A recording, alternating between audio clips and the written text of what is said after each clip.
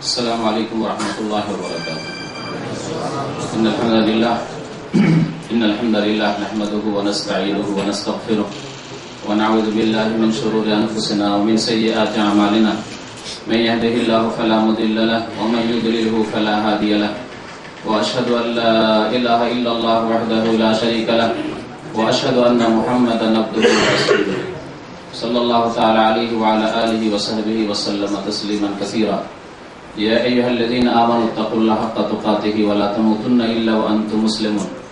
يا أيها الناس اتقوا ربكم الذي خلقكم من نفس واحدة وخلق منها زوجها وبث منهما رجالا كثيرا ونساء واتقوا الله الذي تساءلون به والأرحام إن الله كان عليكم رقيبا. يا أيها الذين آمنوا اتقوا الله وقولوا قولا سديدا يصلح لكم أعمالكم ويغفر لكم ذنوبكم ومن يطع الله ورسوله فقد فاز فوزا عظيما. أما بعد فإن خير الحديث كتاب الله وخير الهدي هدي محمد صلى الله عليه وسلم وشر الأمور محدثاتها وكل محدثة بدعة وكل بدعة ضلالة وكل ضلالة في النار. أعوذ بالله من الشيطان الرجيم. بسم الله الرحمن الرحيم. إن كل شيء خلقناه بقدر. সম্মানিত ভাতৃমণ্ডলী, সম্মানিত অতিথিগণ, আল্লাহ পাক রব্বুল আলামিনের সর্বপ্রথমে যাবতীয় প্রশংসা যে আল্লাহ পাক রব্বুল আলামিন আমাদেরকে সৃষ্টি করেছেন এবং আমাদের প্রত্যেকটি বিষয়কে সুপরিমিত করেছেন। সে আল্লাহর যাবতীয় প্রশংসা যে আল্লাহ পাক রব্বুল আলামিন আমাদেরকে সঠিক পথ দেখিয়েছেন। বলুন আলহামদুলিল্লাহ। এই মর্মে আল্লাহ পাক রব্বুল আলামিন সূরা আলাই ইরশাদ করেছেন, সাব্বিহিসমা রাব্বিকাল আ'লা আল্লাযী খালাকা ফাসাওয়া ওয়াল্লাযী কাদ্দারা ফাহাদা। যে আল্লাহ তাকদীর নির্ধারিত করেছেন, সুপরিমিত করেছেন, মানে তাকদীর নির্ধারিত করেছেন। ফাহাদা অতঃপর দিক নির্দেশনা দিয়েছেন, রাস্তা দেখিয়েছেন। সম্মানিত ভাইরা, আজকের বিষয়বস্তু হচ্ছে তাকদীর সম্পর্কে। তাকদীর এই শব্দটি হচ্ছে আরবি শব্দ। তাকদীর যারা আরবি ভাষার সামান্য গ্রামার বুঝেন তারা ভালো করে জানেন যে এই শব্দটি হচ্ছে মাসদার, কাদ্দারা ইউকাদ্দিরু তাকদীরান। কাদ্দারা ইউকাদ্দিরু থেকে মাসদার হচ্ছে তাকদীর। ওয়াল্লাযী কাদ্দারা ফাহাদা, আল্লাহ পাক বলছেন কাদ্দারা। সেই কাদ্দারা ক্রিয়া থেকে তাকদীর হচ্ছে মাসদার, মানে যে কোনো শব্দের উৎস যাকে বলা হয়, একে আরবিতে মাসদার বলা হয়। এই তাকদীর শব্দ আরবি শব্দ হলেও আমাদের কাছে খুব পরিচিত শব্দ। আমরা সবাই বাংলা ভাষায় বুঝি। যে তাকদীরকে বিভিন্ন শব্দ দিয়ে আরো ব্যক্ত করা হয়, যেমন তাকদীরকে নসিব বলা হয়। আমাদের দেশের অনেক মানুষরা বলে যে অমুক লোকের নসিব ভালো, কারণ নসিব খারাপ। শব্দটি কিন্তু আরবি। ওমা লাহু ফিল আখিরাতি মিন নসিব, নসিব শব্দ হচ্ছে আরবি শব্দ, কিন্তু একেও বাংলা ভাষাভাষী ভাইরা বুঝেন ভালো করে। এই তাকদীর বা নসিবকে বলা হয় ভাগ্য। এই ভাগ্য সম্পর্কে আজকের আলোচনা। এই বিষয়টি হচ্ছে আকীদার বিষয়, অর্থাৎ বিশ্বাসের বিষয়। ইসলামের মৌলিক যেগুলি বিশ্বাস রয়েছে সেসব বিশ্বাসের বিষয়ের একটি বিষয় হচ্ছে তাকদীর বা ভাগ্যের প্রতি বিশ্বাস। এর সম্পর্কে আলোচনা করতে গিয়ে কয়েকটি দিক নিয়ে আপনাদের সামনে আলোচনা করব। তার একটি দিক হচ্ছে এর শাব্দিক অর্থ যা বললাম, এবং এর শরীয়তের পারিভাষিক অর্থ যা আপনাদের সামনে উল্লেখ করব তা হচ্ছে আল্লাহ পাক রব্বুল আলামিন যা প্রত্যেক সৃষ্টির জন্য নির্ধারণ করেছেন। কাদ্দারা ইউকাদ্দিরু তাকদীর মানে নির্ধারণ করা। আল্লাহ পাক রব্বুল আলামিন প্রত্যেক সৃষ্টি, শুধু মানুষ নয়, প্রত্যেক সৃষ্টির জন্য, এমনকি আসমানের জন্য, জমিনের জন্য, অন্যান্য সৃষ্টি জগৎ, প্রাণী, সমস্ত কিছু, গাছপালা ইত্যাদি সমস্ত কিছুর জন্য যা কিছু আল্লাহ পাক নির্ধারিত করেছেন এর নাম হচ্ছে তাকদীর।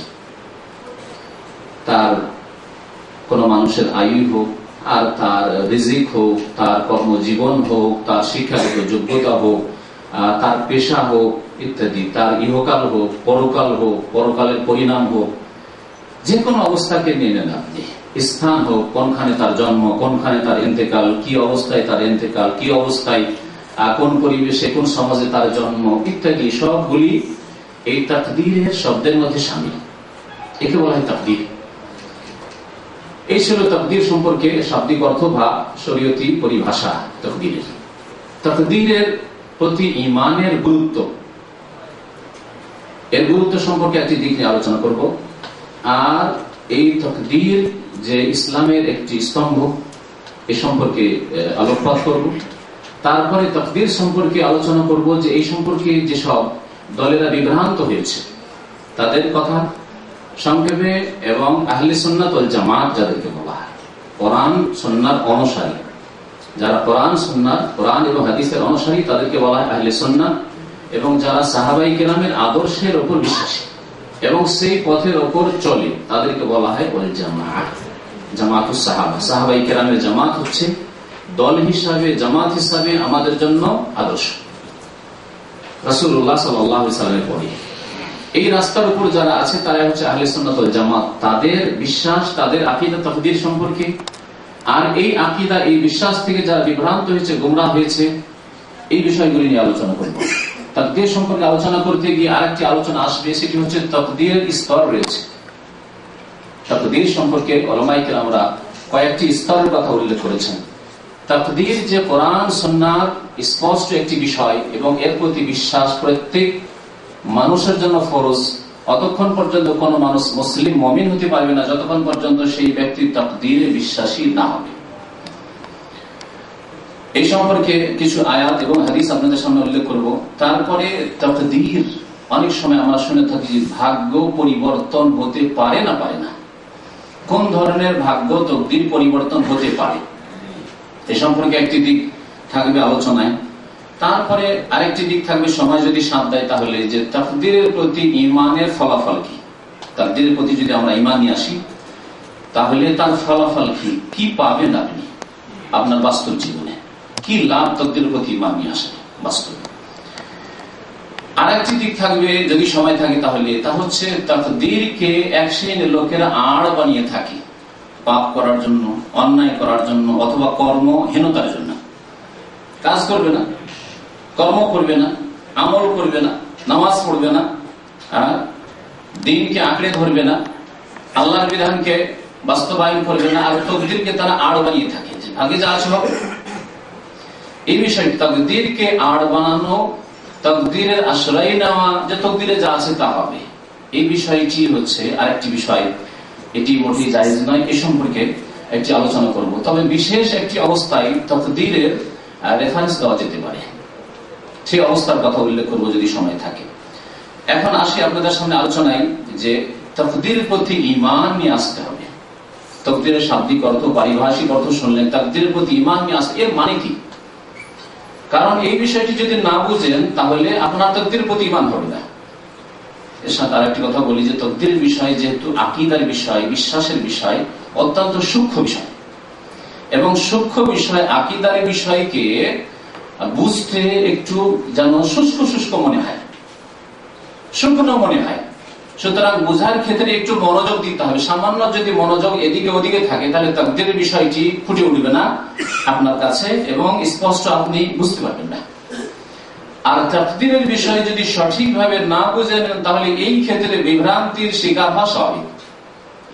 অনেক মানুষ রয়েছে মুসলিম সমাজে যারা তাকদীর সম্পর্কে মোটেই সঠিক ধারণা রাখে না, অথবা তাকদীরকে তারা ব্যবহার করে, তাকদীরের প্রতি বিশ্বাস কথাটিকে ব্যবহার করে। তাহলে তাকদীরের প্রতি ঈমান, বিশ্বাসের অর্থ কি? আমরা যখন ছোটকালে মাদ্রাসায় পড়েছিলাম, যারা মাদ্রাসায় পড়েন এই মক্তবে মসজিদে, তখন থেকে মুখস্থ করিয়ে দেওয়া হয়। আমাদের দেশে ইসলামকে মুখস্থ করিয়ে দেওয়া হয় মন্ত্রের মতো, কিন্তু তার ব্যাখ্যা বিশ্লেষণ করে বোঝানো খুব কমই হয়ে থাকে, যার ফলে অনেকেই সঠিক ইসলামকে বুঝতে পারে না। ছোটকালে যখন কায়দা আমপারা পড়েন মাদ্রাসা মক্তবি, তখনই শিখানো হয়েছে ইমানে মুফাসসাল আর ইমানে মুজমাল। ভুল করে অনেক উচ্চারণ করে মুজাম্মাল না, একই রকম করে উচ্চারণ করে, কিন্তু আসলে মুজাম্মাল না, মুজমাল। কারণ এটা হচ্ছে বাবে ইফআল থেকে আজমাল, ইজমাল থেকে ইজমাল থেকে মুজমাল ইসিম মফউল, আর এটা হচ্ছে মুফাসসাল তাফসীর থেকে মুফাসসাল। দেখেন শাব্দিক উচ্চারণ কারণ পড়েছে ওই মক্তবে হয়তো, আর যে পড়িয়েছে তার শিক্ষার যোগ্যতা ওই রকমই, সেজন্য ভুল পড়িয়েছে। মুফাসসাল মুজাম্মাল, আসলে মুফাসসাল মুজমাল। এর মানে কি? মুফাসসাল মানে বিস্তারিত, আর মুজমাল মানে সংক্ষেপে। তাহলে বিশ্বাস, বিস্তারিত বিশ্বাস ইমান মুফাসসাল, আর সংক্ষিপ্ত বিশ্বাস হচ্ছে সংক্ষেপে যা কিছু আল্লাহর পক্ষ থেকে এসেছে, রাসূলুল্লাহ সাল্লাল্লাহু আলাইহি ওয়াসাল্লামের পক্ষ থেকে এসেছে তা বিশ্বাস করি, এর হচ্ছে সংক্ষিপ্ত বিশ্বাস। ইমানে মুফাসসাল আমাদের দেশে মুখস্থ করা হয়েছে, কিন্তু আমি বলতে পারি যে কারো তার অর্থ জানা নেই। আমার ছিল না সেই অর্থ জানা। যতদিন পর্যন্ত আরবি ভাষায় জ্ঞান না হয়েছে বোঝার মতো অর্থ, ততদিন পর্যন্ত ইমান মুফাসসালের তরজমা অনুবাদ করে কেউ আমাকে শেখায়নি। কিন্তু পড়েন মন্ত্রের মতো কথাগুলি ঠিক এবং ইসলামিক আকীদা, কিন্তু মন্ত্রের মতো পড়ে। আমরা বিজাতিদের পাশাপাশি বাস করে আমরা আমাদের ইসলামকে মন্ত্রে পরিণত করেছি, অথচ সাথে সাথে ফরজ ছিল শিখিয়ে দেওয়া ছোট একটি বাচ্চাকে আরবিতে মুখস্থ হোক আর নাই হোক, তাকে বুঝিয়ে দেওয়া যে ইসলামের ইমানের পিলার হচ্ছে 6টি, এবং এই পিলারগুলি তোমাকে নিজের মাতৃভাষায় বুঝে এখানে ব্রেনে মুখস্থ রাখতে হবে, রেকর্ড করে রাখতে হবে। আমানতু বিল্লাহি, আল্লাহর প্রতি ঈমান, ও মালায়েকাতি, ফেরেশতাগণের প্রতি ঈমান, মালায়েকার প্রতি ঈমান, ও কুতুবিহি, কিতাব সমূহের প্রতি ঈমান, ওয়া রাসূলি, রাসূলগণের প্রতি ঈমান, ওয়াল ইয়াউমিল আখির, পরকালের প্রতি ঈমান, ওয়াল কাদরি খাইরিহি ওয়া শাররিহি, ভালো মন্দ তাকদীর। তাকদীরের ক্ষেত্রে কি বলা হয়েছে? ভালো মন্দ তাকদীর। এই বিষয়টি হাদিসে রয়েছে, প্রসিদ্ধ হাদিস। রাসূলুল্লাহ সাল্লাল্লাহু আলাইহি ওয়াসাল্লামের একবার মানুষের রূপ ধরে জিবরাইল আলাইহিস সালাম মদিনায় মসজিদ নববীতে আসলেন। আসার পরে রাসূলুল্লাহ সাল্লাল্লাহু আলাইহি ওয়াসাল্লামকে 5টি প্রশ্ন করেছিলেন। তার একটি ছিল ঈমান সম্পর্কে, আখবিরনি আনিল ঈমান, ঈমান সম্পর্কে।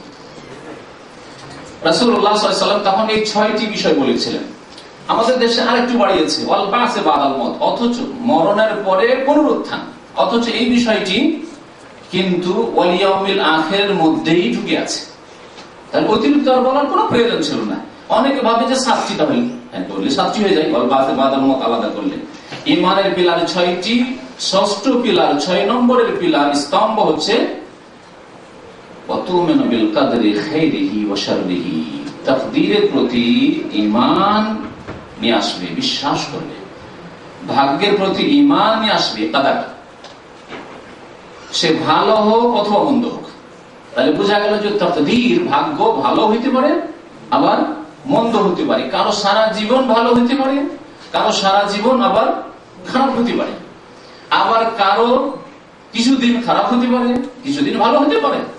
আজকে ভালো কালকে খারাপ হতে পারে, আজকে সুখ কালকে শোক হতে পারে, বাস্তব সত্য।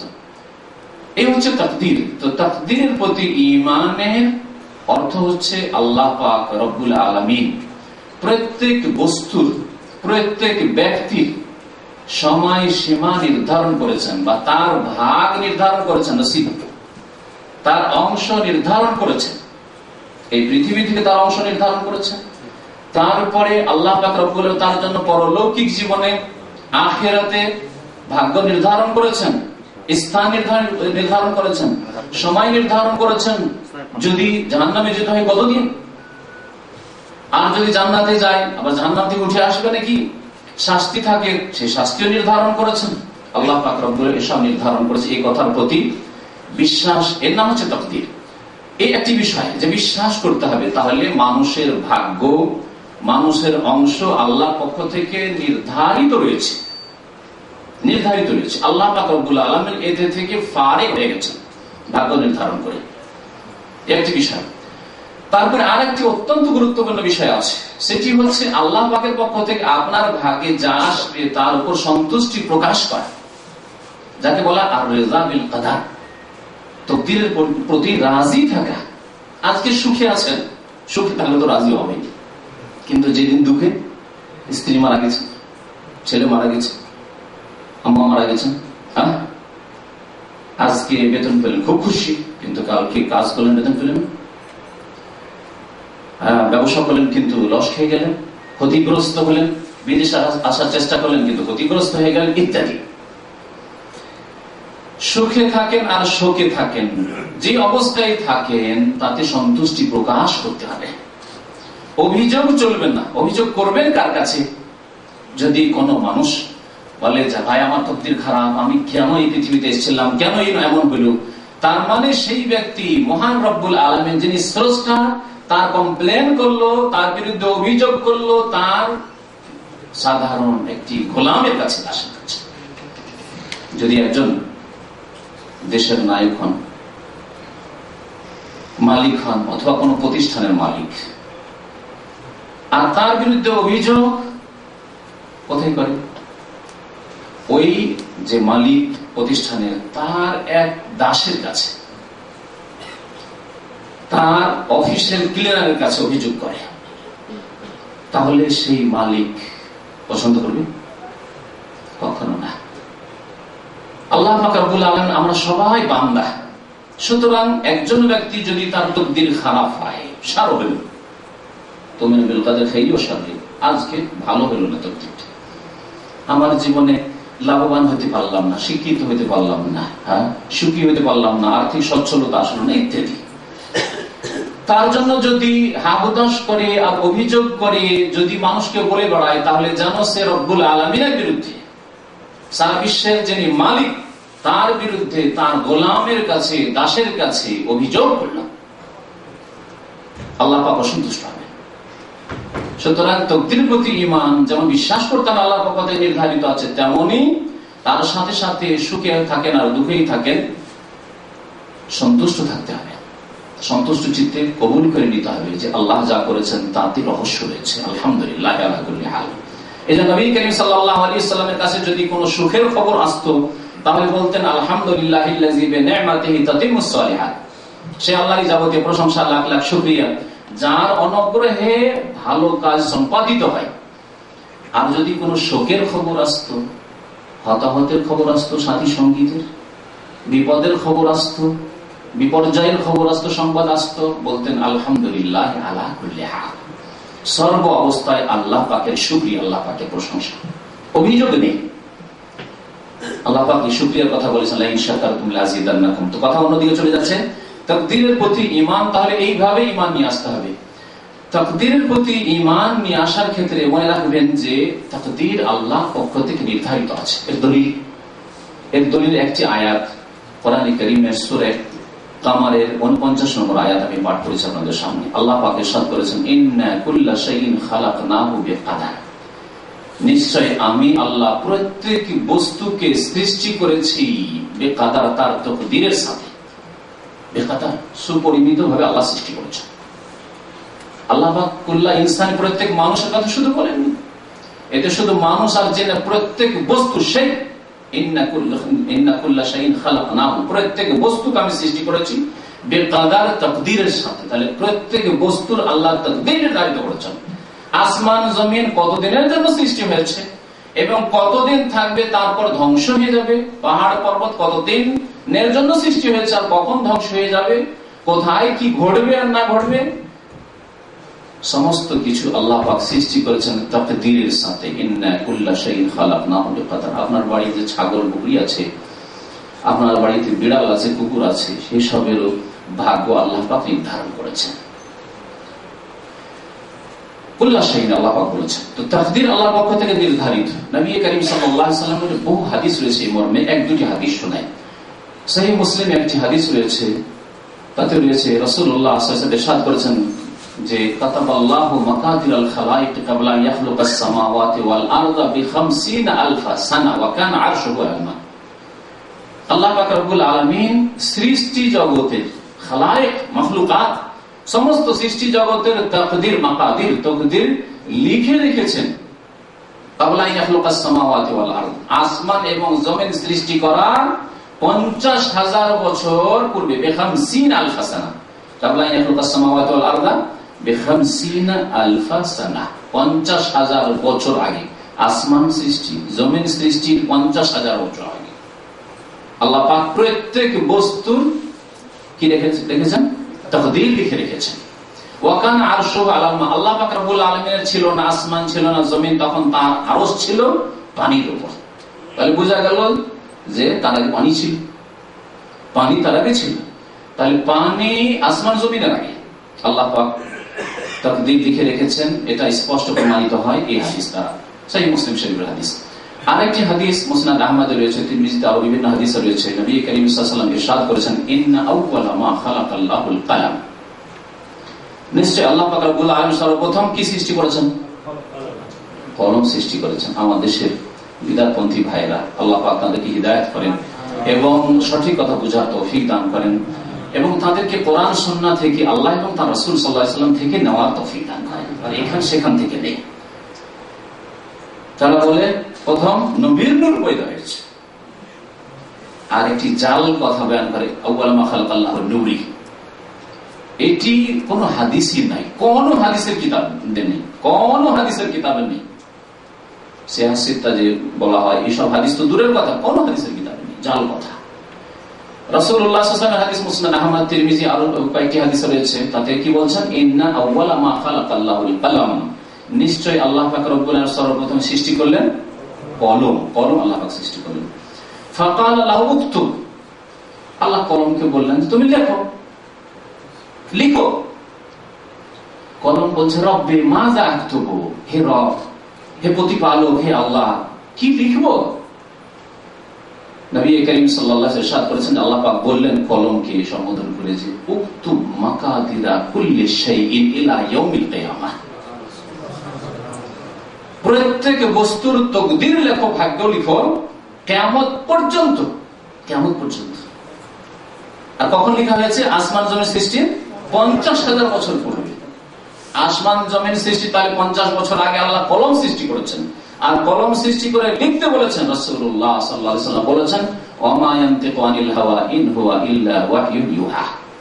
আল্লাহ পাক ইরশাদ করেছেন সূরা নাজমে যে রাসূলুল্লাহ সাল্লাল্লাহু আলাইহি ওয়াসাল্লাম আমাদের মতো খেয়াল খুশি অনুমান ভিত্তিক কথাবার্তা বলতেন না। বিশেষ করে দিনের ক্ষেত্রে আর দিন মানুষের কাছে পৌঁছে দেওয়ার জন্য, আল্লাহ প্রদত্ত বিধান মানুষকে জানিয়ে দেওয়ার জন্য আল্লাহ পাক তাকে রাসূল করে প্রেরণ করেছেন। নিজের খেয়াল খুশি করে কথাবার্তা বলতেন। ইন হুয়া ইল্লা ওয়াহয়ুন, যে কোনো কথা বলতেন তা হতো ওয়াহি, ইউহা, যা তার কাছে ওহী করা হতো, তাকে জানিয়ে দেওয়া হতো, তারপরে বলতেন। তিনি বলেছেন এসব কথা। এছাড়াও বহু হাদিস রয়েছে তাকদীর সম্পর্কে। তাকদীর সম্পর্কে আরেকটি বিষয় আলোচনা করব, তা হচ্ছে তাকদীরের 4টি স্তর আছে। আমরা এ সম্পর্কে নলেজই রাখি না। তবে সাধারণ মানুষ যদি তাকদীরকে যেভাবে প্রথমখানে বললাম বিশ্বাস করে যে তাকদীরের প্রতি আমার ঈমান আছে এবং তাকদীরের প্রতি আমি সন্তুষ্ট, আল্লাহ সুখে রাখলেও সন্তুষ্ট আর দুঃখে রাখলেও সন্তুষ্ট, আল্লাহ যে অবস্থায় রাখে আমি সন্তুষ্ট, তাহলে সেই ব্যক্তি তাকদীরের প্রতি বিশ্বাস, সে মুমিন। তবে বিস্তারিত যদি সে জানে তাহলে তার ঈমান বৃদ্ধি পাবে। যার যত বেশি নলেজ থাকবে সে তত বেশি সতর্ক সাবধান হবে, তার কর্ম তত বেশি ভালো হবে। আমি এই মর্মে একটি উদাহরণ দিই। যদি বড় বড় শহরে যেসব ছোটখাটো গলি রয়েছে সেসব গলি সম্পর্কে আপনার নলেজ থাকে, যে জায়গাগুলিতে ছিনতাই হয়, রাজধানী হয়, ডাকাতি হয়, জানা থাকে, তাহলে আপনি যদি সেই শহরে ঘুরেন আপনার কোনো ভয় নেই, জানা আছে কোন গলিতে যাওয়া যাবে আর কোনখানে যাওয়া যাবে না, কোনখানে গেলে আপনি নিরাপদ থাকবেন আর কোনখানে নিরাপত্তা নেই, সুতরাং আমি বেঁচে থাকবো, তাই না? ইসলাম সম্পর্কে যদি সঠিক ভালো করে জ্ঞান থাকে তাহলে আপনার ঈমান ওই রকম নিরাপদ শয়তান থেকে। শয়তান আপনাকে বিভ্রান্ত করতে পারবে না। তাহলে তাকদীরের এই স্তরগুলি যদি বিস্তারিত জানা থাকে, কখনো শয়তান সংশয় সৃষ্টি করতে পারবে না। তাকদীর, তাহলে তাকদীর যদি হয় তাহলে আমল আবার কি, ইত্যাদি ইত্যাদি। শয়তান পথভ্রষ্ট করা করতে পারবে না। কিন্তু প্রাথমিক পর্যায়ে আপনার ঈমান বিশ্বাস আছে, আজকে ঈমান আছে, কালকে 2-4 বছর 5 বছরে কোন সময় শয়তান সংশয় ঢুকিয়ে দিতে পারে। এইভাবে শয়তান বিভ্রান্ত করতে পারে, কারণ আমাদের মতো মানুষকে এককালে বিভ্রান্ত করেছে শয়তানে তাকদীর সম্পর্কেও। তো এই তাকদীরের স্তরগুলি কোরআন এবং হাদিস দ্বারা প্রমাণিত। কোরআনে কারীমের আয়াত রয়েছে। তাকদীরের উলামায়ে কেরামরা বলেছেন 4টি স্তর আছে, আর প্রত্যেকটি স্তরের প্রতি আপনার বিশ্বাস থাকতে হবে। প্রথম স্তর তাকদীরের হচ্ছে যে আল্লাহ পাক রব্বুল আলামিন সমস্ত বস্তু সম্পর্কে, সমস্ত ব্যক্তি সম্পর্কে সৃষ্টি করার পূর্বে থেকে, আজল থেকে, মানে তার কোনো আদি অন্ত নেই। আজল থেকে বলার অর্থ আমাদের সেই কথাটি বুঝে না, আজল থেকে মানে প্রথম থেকে, এর কোনো শুরু নেই। তখন থেকে মানে সর্বদাই আল্লাহ পাক রব্বুল আলামিন জানেন যে কে কোথায় সৃষ্টি হবে, কে কোথায় আসবে, কে কোথায় মরবে। প্রত্যেকের তকদির ভাগ্য সম্পর্কে আল্লাহ পাকের ব্যাপক জ্ঞান রয়েছে। আল্লাহ পাকের ইলম, এক কথা বলে ইলমুল্লাহ আল্লাযী ওয়াসি'a কুল্লা শাই। আল্লাহ পাক রব্বুল আলামিনের মহা জ্ঞান সমস্ত কিছুকে পরিব্যাপ্ত। ইন্নাল্লাহ কাদ আহাতা বিকুল্লি শাইইন ইলমা। আল্লাহ পাক রব্বুল আলামিন সমস্ত বস্তু বিষয় সম্পর্কে সম্যকভাবে জ্ঞাত। জ্ঞাত মানে হওয়ার পর, যেমন আমরা মানুষ হিসাবে আমরা সৃষ্টি হওয়ার পরে ধীরে ধীরে ধীরে ধীরে কিছু জানলাম, কেউ বেশি জানলো, কেউ কম জানলো, তাই না? তারপরে আমরা জানার ক্ষেত্রে চোখের সামনে যা আছে জানছি, চোখের আড়ালে জানছি। বর্তমানেও চোখের আড়ালে যা আছে জানছি না। অতীতের যা কিছু ঘটেছে তার যতটুকু নলেজ আমাদের ব্রেনে এসেছে, যতটুকু আমরা শিখেছি, পড়েছি অতীত সম্পর্কে, ইতিহাস, ততটাই জানছি, তার বেশি তো জানছি না। ভবিষ্যৎ সম্পর্কে আগামীকাল কি হবে, কিছুক্ষণ পরে কি হবে, পৃথিবীর অবস্থা কি হবে, আর 2, 4, 10 বছর 50 বছরে কিছুই জানি না, ঠিক না? প্রত্যেক সৃষ্টির ক্ষেত্রে এই অবস্থা। কিন্তু আল্লাহ পাক রব্বুল আলামিন যেমন অতীত জানেন, তেমন বর্তমান জানেন, তেমন ভবিষ্যৎ জানেন, এবং এই জানা আল্লাহ পাক রব্বুল আলামিনের প্রথম থেকে আছে, এর কোনো শুরু শেষ নেই, আদি অন্ত নেই। এই হচ্ছে আল্লাহ পাক সবকিছু জানেন, এর প্রতি বিশ্বাস। তাহলে আপনার জন্ম আমার জন্ম হবে 21 শতাব্দীতে অথবা 20 শতাব্দীতে, ইন্তেকাল হবে অমুক কালে অমুক সালে, এই কথা আল্লাহ পাক রব্বুল আলামিন সর্বদাই জানেন। এটি হচ্ছে তাকদীরের প্রথম স্তর, আল্লাহ পাক। আর দ্বিতীয় স্তর হচ্ছে আল্লাহ পাক রব্বুল আলামিন যা জানেন শুরু থেকে সর্বদাই জানেন, তা কিছু আল্লাহ পাক লিখার হুকুম দিয়েছেন, লিখেছেন কিতাবা। আল্লাহ পাক রব্বুল আলামিন সূরা হজের একটি আয়াতে ইরশাদ করেছেন, আলাম তা'লামু আন্নাল্লাহা ইয়া'লামু মা ফিস সামাই ওয়াল আরদ। তুমি কি জানো না, আল্লাহ পাক বলছেন নবী সাল্লাল্লাহু আলাইহি ওয়াসাল্লামকে, আলাম তা'লামু, তুমি কি জানো না, আন্নাল্লাহা ইয়া'লামু মা ফিস সামাই ওয়াল আরদ, আল্লাহ পাক জানেন যা কিছু আসমানে রয়েছে বা হচ্ছে, হয়েছে, হবে, ওয়া মা ফিল আরদ, আর যা জমিনে রয়েছে, হয়েছে, হবে, হচ্ছে। ইন্না যালিকা ফি কিতাব, আর এই সব কথা আল্লাহ পাকের কিতাবে রয়েছে, আল্লাহ পাকের কিতাবে রয়েছে। আল্লাহ পাকের কিতাব হচ্ছে লাউহে মাহফুজ, আল্লাহু ওয়াল কালাম। তাহলে তাকদীরের প্রতি বিশ্বাসের একটি বিষয় হচ্ছে, যেমন কলমে বিশ্বাস করলেন যে কলমটা আল্লাহ পাক লিখিয়েছেন, তেমনি লৌহ, আল্লাহ পাকের লাউহে মাহফুজ, সুরক্ষিত ফলক, তাতে প্রত্যেক বস্তুর প্রত্যেক বিষয়ের তাকদীর লেখা রয়েছে, ভাগ্য লেখা রয়েছে। ইন্না যালিকা ফি কিতাব ইন্না যালিকা আলাল্লাহি ইয়াসীর। এই কথা যদি আমরা চিন্তা করি, আমরা যতটুকু জানি তাই যদি লেখা শুরু করি, বয়স শেষ হয়ে যাবে, লিখে শেষ করতে পারবো না। অনেক যতটুকু দেখছি তাই যদি দৃশ্য, বিভিন্ন শহর দেখলাম, বিভিন্ন লোক দেখলাম, বিভিন্ন দেশের মানুষ দেখলাম, তাদের আচার আচরণ দেখলাম, এসব যদি লেখা শুরু করি, সারা জীবন শেষ হলে লিখে শেষ করতে পারবো না। আল্লাহ পাক রব্বুল আলামিন সবকিছুই জানেন আসমান জমিনের, এবং সবকিছু ইন্না যালিকা ফি কিতাব, এসব আল্লাহর কিতাবে রয়েছে, লৌহে মাহফুজে রয়েছে। আর ইন্না যালিকা আলাল্লাহি ইয়াসীর, ইহা আল্লাহ পাক রব্বুল আলামিনের জন্য অত্যন্ত সহজ, খুব সহজ আল্লাহর জন্য। তাহলে এই আয়াতে তাকদীরের দুইটি স্তরের কথা আল্লাহ পাক উল্লেখ করেছেন, দুইটি স্তরের কথা উল্লেখ করেছেন, যে আল্লাহ পাক সবকিছু জানেন আসমান জমিনে, তার কোন আদি অন্ত নেই, সব সময় আল্লাহ পাক জানেন, সবকিছুই জানেন, প্রকাশ্য অপ্রকাশ্য, জাহির বাতিন, সবকিছু আল্লাহ পাক জানেন। আর আল্লাহ পাক যা জানেন সবকিছুই জানেন, আল্লাহ পাক রব্বুল আলামিন সমস্ত বস্তুর তাকদীর, ভাগ্য লাউহে মাহফুজে লিখে রেখেছেন। ওই হাদিসগুলি দ্বারা লিখার প্রমাণ হয়। আর জানার ক্ষেত্রে হাদিস এবং আয়াত বহু রয়েছে। দুটি স্তর হয়ে গেল। তৃতীয় স্তর হচ্ছে আল্লাহ পাক রব্বুল আলামিনের ইচ্ছা, ইরাদা বা মাশিয়াত। তৃতীয় স্তর আল্লাহ পাক রব্বুল আলামিন যা ইচ্ছা করেছেন তা সৃষ্টি করেছেন, যখন যাকে ইচ্ছা করেছেন তখন তাকে সৃষ্টি করেছেন, যখন যে বস্তু আল্লাহ ইচ্ছা করেছেন তখন সেই বস্তু করেছেন, যখন যে উন্নতি দেওয়ার কথা তখন সেই উন্নতি দিয়েছেন। আজকে সায়েন্স এবং টেকনোলজির যুগ, আল্লাহ পাক এই উন্নতি যখন ইচ্ছা করেছেন তখন দিয়েছেন। যা দিয়েছেন তা আল্লাহ পাক রব্বুল আলামিন তার ইচ্ছা মোতাবেক দিয়েছেন, এবং যা দেননি তা ইচ্ছা মোতাবেক দেননি। এমন কথা নয় যে পারেননি, কারণ আমরা অনেক সময় আজকে না হয় বক্তব্য করছি, তাই না? আজকে থেকে যদি 25 বছর আগের কথা, 30 বছর আগের কথা নেন, তাহলে আমি বক্তব্য করতে পারতাম না, ঠিক কিনা? আল্লাহ পাক রব্বুল আলামিন সম্পর্কে এইরকম ধারণা করবেন না যে আজকে সায়েন্স টেকনোলজির যুগে মানুষকে আল্লাহ পাক ব্রেন দিয়েছেন, বুদ্ধি দিয়েছেন, এখন আল্লাহ পেরেছেন। আর আজকে থেকে 1400 বছর আগে নবী করিম সাল্লাল্লাহু আলাইহি ওয়াসাল্লামের জামানায় আল্লাহ পাক হয়তো অপারগ ছিলেন, তাই না? আল্লাহ ইচ্ছা করলে তখনই দিতেন এরোপ্লেন, কিন্তু আল্লাহ ইচ্ছা করেননি। নবী করিম সাল্লাল্লাহু আলাইহি ওয়াসাল্লামের প্রসিদ্ধ হাদিস, মাশা আল্লাহ কানা ওয়া মা লাম ইয়াশা লাম ইয়াকুন। আল্লাহ যা চেয়েছেন তা হয়েছে পৃথিবীতে, যখন যা চেয়েছেন তাই হয়েছে, এবং যা আল্লাহ পাক চাননি তা হয়নি। তাই আল্লাহ পাক রব্বুল আলামিন যে কোনো সময় সক্ষম, কিন্তু আল্লাহ পাক রব্বুল ইচ্ছা মোতাবেক যখন যা ইচ্ছা করেন তখন তা দিয়ে থাকেন। আল্লাহ পাক আজ আপনার রিজিককে, রুজিকে আল্লাহ প্রশস্ত করেছেন, আজকে আল্লাহ চেয়েছেন। আল্লাহ আপনাকে আজকে সৎ বানিয়েছেন, নামাজি বানিয়েছেন, ধার্মিক বানিয়েছেন, আল্লাহ পাক রব্বুল আলামিন চেয়েছেন। আল্লাহ পাক রব্বুল আলামিন যখন চাননি তখন হয়নি। তার মানে এই না যে আপনি পাথরের মতো পরে আসবো, যখন ওই গুমরা পথভ্রষ্ট ফিরকা দলগুলির কথা বলবো তখন বলবো এই কথা। আমাদের চাওয়া রয়েছে, কিন্তু আল্লাহর চাওয়া রয়েছে। আমাদের চাওয়া আল্লাহ পাকের চাওয়ার আন্ডারে।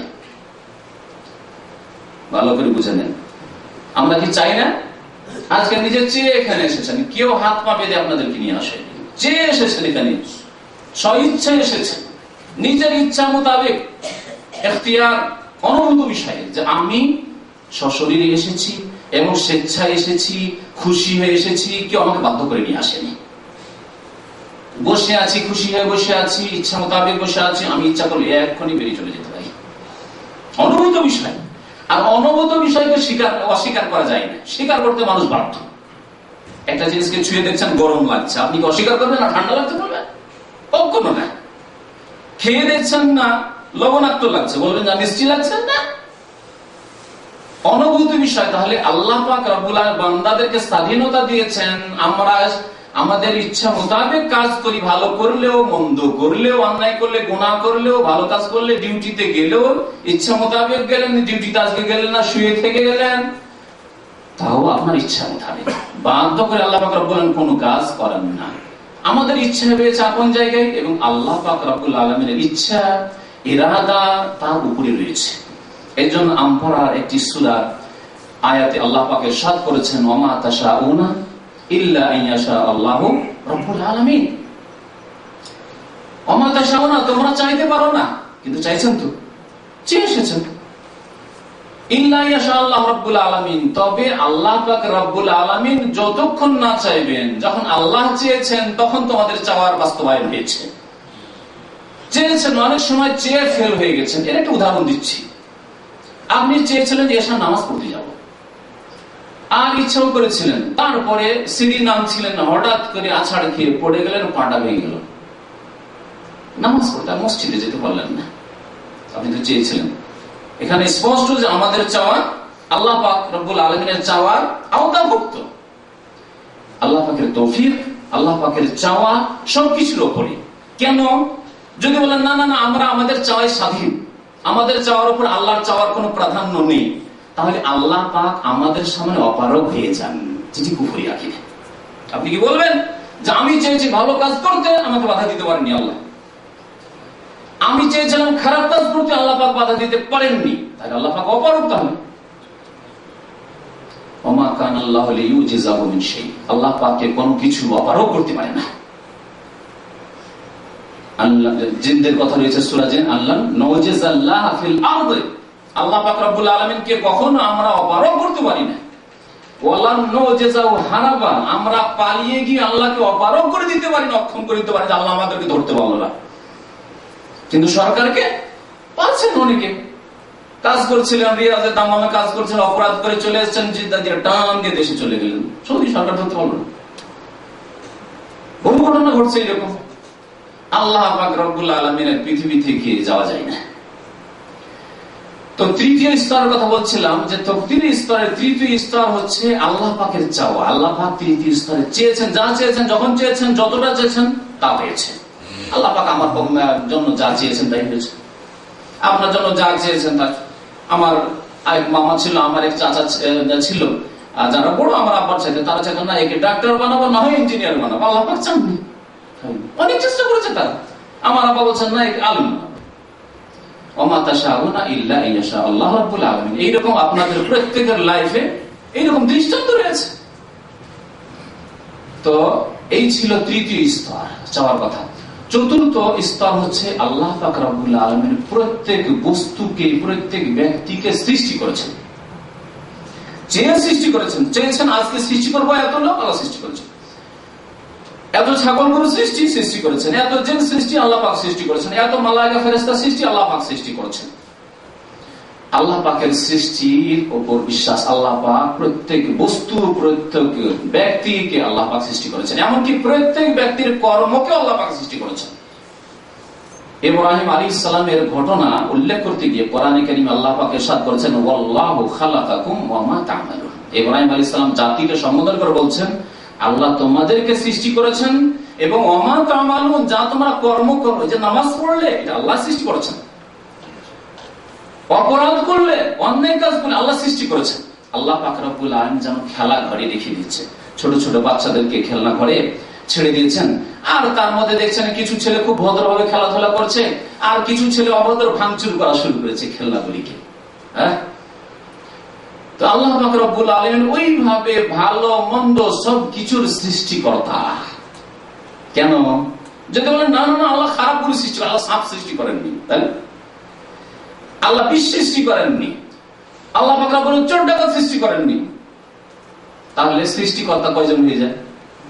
দুইজন হয়ে যায়। যারা বিভ্রান্ত হয়েছে, গোমরা হয়েছে তকদীরের ক্ষেত্রে, তারা এইরকম সংশয়ে পড়ে গিয়ে আল্লাহ কি করে সাপ সৃষ্টি করতে পারে, আল্লাহ কি করে চোর ডাকাত সন্ত্রাসীকে সৃষ্টি করতে পারে, আল্লাহ পাক রব্বুল আলামিন কি করে ক্ষতিকর বস্তু যেগুলি সৃষ্টি করতে পারে, আল্লাহ পাক কি করে পাপকে সৃষ্টি করতে পারে।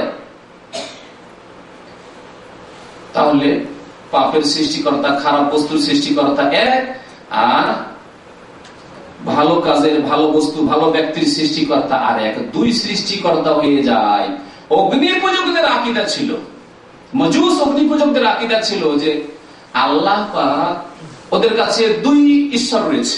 অগ্নি পূজকদের কাছে দুই ঈশ্বর রয়েছে। এক ঈশ্বর হচ্ছে খালিকুল খায়র, ভালো কিছু সৃষ্টি করেছেন, আলো সৃষ্টি করে, লাইট যে সৃষ্টি করেছেন, আলো সৃষ্টি করেছেন, হচ্ছে খালিকুল খায়র। আর অন্ধকার, খালিকুজ যুলুমা, অন্ধকার সৃষ্টি করেছেন। বলছে যে যে ঈশ্বর অন্ধকার সৃষ্টি করে, খারাপ জিনিস সৃষ্টি করে, নিকৃষ্ট সৃষ্টি করে, তেসরা সৃষ্টি করেছে। তাহলে দুই দেবতা বা দুই ঈশ্বরের পূজা করে অগ্নি পূজকরা। এই জন্য সালাফে সালেহিনরা বলতেন, যখন তাকদীরকে অস্বীকার করে না, তাকদীর কিছু নেই। কারণ তাকদীর যদি মানি তাহলে বলতে হয় যে আল্লাহ পাক ভালো সৃষ্টি করেছেন, মন্দ সৃষ্টি করেছেন, আল্লাহ নামাজিকে সৃষ্টি করেছেন, বেনামাজিকে সৃষ্টি করেছেন, আল্লাহ পাক মুশরিক পৌত্তলিককে সৃষ্টি করেছেন, আল্লাহ পাক আল্লাহ একত্বে বিশ্বাসী যারা তাদেরকে সৃষ্টি করেছেন। কেমন কথা হলো? তাহলে আল্লাহর দোষ চেপে যায়। এই সংশয় যখন তাদের মনে ঢুকলো, তখন তারা বিভ্রান্ত হলেন, আর তাকদীর কিছু নেই। সালাফে সালেহিনরা তখন বললেন তাদের সম্পর্কে যে আল কাদরিয়াতু মাজুসু হাযিহিল উম্মাহ, তাকদীরকে অস্বীকারী যারা, তারা হচ্ছে এই উম্মতের, এই মুসলিম জাতির অগ্নি পূজক, মজুস। এরা অগ্নি পূজক। কারণ অগ্নি পূজকরা দুই ঈশ্বরের পূজা করে, আর যারা তাকদীরকে অস্বীকার করেছে এই সংশয়ে যে না আল্লাহ ভালো সৃষ্টি করেছেন, মন্দ সৃষ্টি করতে পারেন, মন্দ আল্লাহ সৃষ্টি করেন। তাহলে আল্লাহ পাক রব্বুল আলামিন চতুর্থ স্তরে বলছিলাম যে সমস্ত কিছু সৃষ্টি করেছেন, মানুষের কর্ম পর্যন্ত সৃষ্টি করেছেন। আল্লাহু খালাকাকুম ওয়া মা তা'মালুন।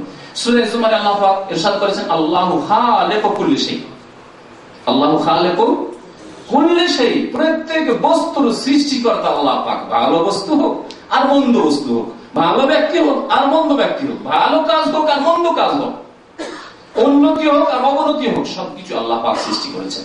এই ছিল চারটি স্তর, যেগুলি বুঝে নেওয়া এবং সেগুলির বাস্তবায়ন করা আকীদার ক্ষেত্রে, এবং এর প্রতিফলন মানুষের জীবনে ঘটবে, সেগুলি অত্যন্ত জরুরি বিষয়। তারপরে বলছেন একটি বিষয় যে আহলে সুন্নাত ওয়াল জামাত হচ্ছে মধ্যপন্থী।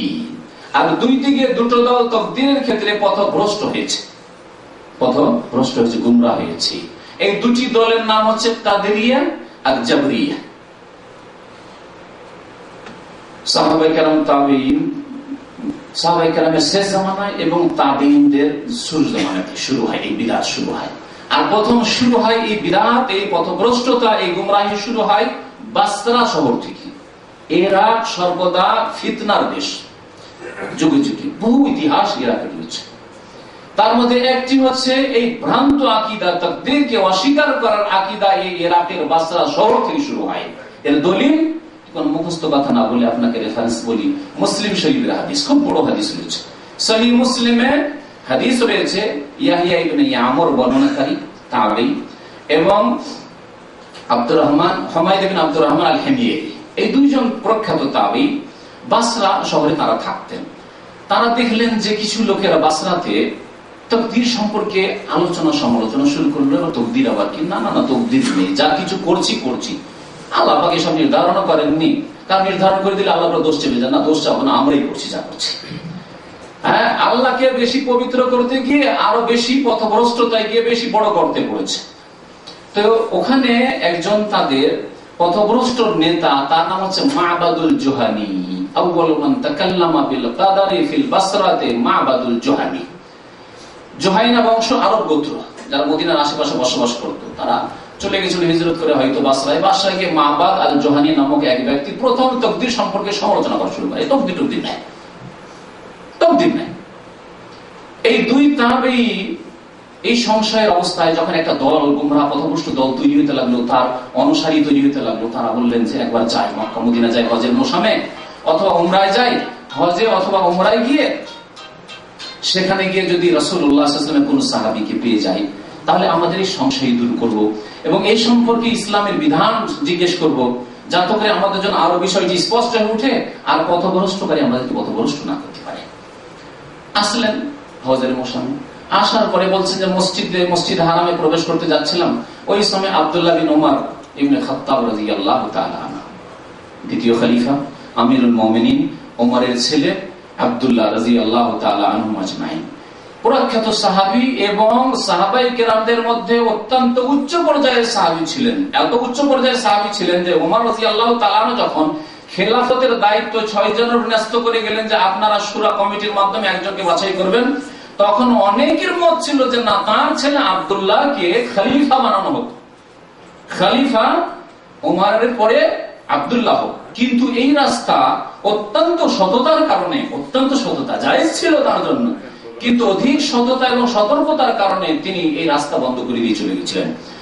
আব্দুল্লাহ বিন ওমর রাদিয়াল্লাহু তাআলা এই পর্যায়ে সাহাবী ছিলেন। ওমর রাদিয়াল্লাহু তাআলা বলেছেন, দেখো তোমরা 6 জনে পরামর্শ করবে, শুরা দেখবে যে কাকে খলিফা বানানো যেতে পারে আমার পরে।